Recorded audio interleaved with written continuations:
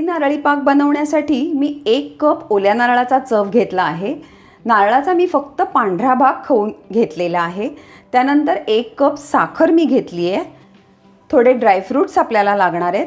1 teaspoon वेलची पूड घेतलेली आहे। 1 टेबलस्पून कोमट दुधामध्ये मी थोडेसे केसराच्या काड्या भिजत ठेवलेल्या आहेत। त्यानंतर 1 टेबलस्पून मी साजूक तूप घेतलं आहे आणि 1/4 कप मी मिल्क पावडर घेतलेली आहे। आता मी नारळाचा चव आहे हा मिक्सरमधून जरा बारीक करून घेते। हा चव मी पाणी न घालताच मिक्सरमधून बारीक करून घेतला आहे। आता मी हा बोलमध्ये काढून घेते। पॅनमध्ये मी तूप मेल्ट करून घेते आणि या मेल्टेड तुपामध्ये मी नारळाचा चव घालून घेते। ह्या तुपामध्ये हा नारळाचा चव जरा परतून घेऊया।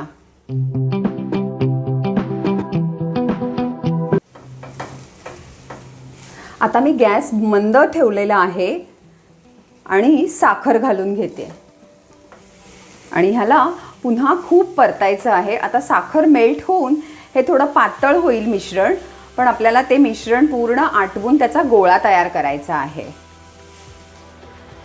साखर पूर्णपणे विरघळली आहे। आता हे आपल्याला व्यवस्थित आटवून घ्यायला लागणार आहे। ह्याचा गोळा होईपर्यंत आपल्याला ह्याला परतत राहायला लागणार आहे।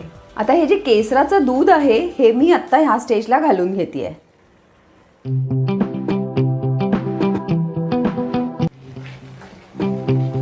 कुठल्याही वड्या करताना घाई करायची नाहीये। गॅस मंदच ठेवायचा आहे, नाही तर आपलं मिश्रण तळाला लागू शकतं आणि मग नंतर त्याची चव आणि रंग दोन्हीही बदलतात। त्यामुळे गॅस एकदम बारीक ठेवूनच आपल्याला हे मिश्रण आटवायचं आहे। 15 ते 20 मिनिटांनंतर हे मिश्रण एवढं ड्राय झालेलं आहे। अजून एक 2-5 मिनिटांमध्ये ह्याचा पूर्ण गोळा व्हायला लागेल। या मिश्रणाचा आता गोळा व्हायला लागलेला आहे आणि तूप सुद्धा सुटायला लागलंय। या स्टेजला मी आता ड्रायफ्रूट्स घालून घेते।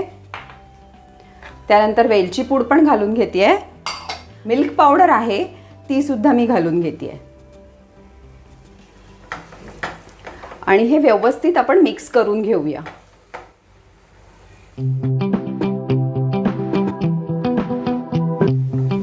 अजून एक 2 मिनिटं आपण असंच परतून घेऊया।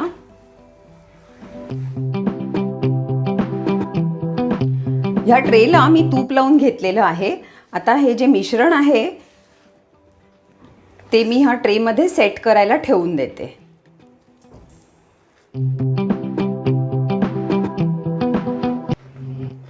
आणि हे मिश्रण मी पूर्ण गार होईपर्यंत असंच ठेवून देणार आहे। हे जरा कोमट असतानाच ह्याला मी कट करून घेतलेलं आहे। एकदम गार झाल्यानंतर ह्या कडक झाल्या तर मग आपल्याला इक्वल काप करायला प्रॉब्लेम होतो, म्हणून मी हे कोमट असतानाच काप करून घेतलेली आहेत।